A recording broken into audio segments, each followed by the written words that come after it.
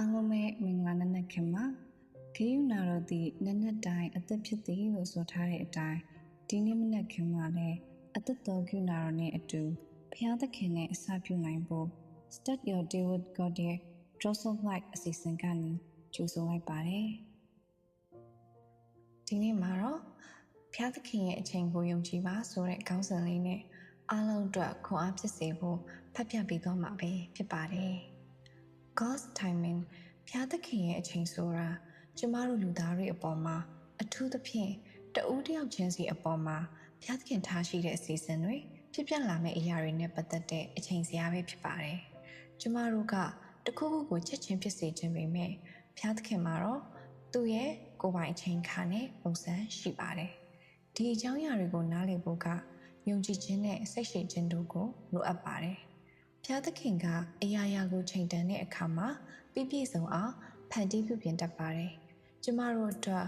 အကောင်းဆုံးဖြစ်မယ့်အချိန်အသင့်တော်ဆုံးဖြစ်မယ့်အချိန်ကိုသူအသိဆုံးပါတခါတလေမှာစောင့်ဆိုင်ရတာကကျမတို့ကိုစိတ်ရှိခြင်းယုံကြည်ခြင်းနဲ့သူ့ပေါ်မိခိုးခြင်းစတဲ့သင်ခန်းစာတွေကိုသင်ပေးပါတယ်ဒီအခြေအနေတွေကနေတဆင့်ကျမတို့ရဲ့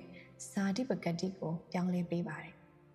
သိနိုင်တဲ့သူ့ရဲ့ကြီးမားတဲ့ရည်ရွယ်ချက်တွေရှိပါတယ်အဲ့ဒီရည်ရွယ်ချက်တွေက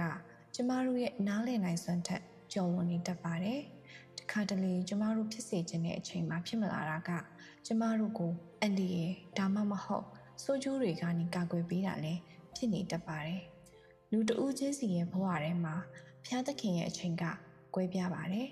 တချို့အတွက်ချက်ချင်းဖြစ်လာနိုင်တယ်လို့တချို့အတွက်တော့အချိန်ယူရတာဖြစ်ပါတယ်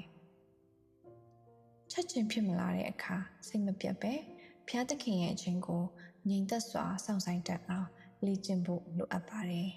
ကိုယ့်ရဲ့အစွမ်းအစထက်ဘုရားသခင်ရဲ့အစွမ်းအစကိုပိုပြီးယုံကြည်ပြီးသူ့အပေါ်အပြည့်အဝမိခိုဖို့ပဲဖြစ်ပါတယ်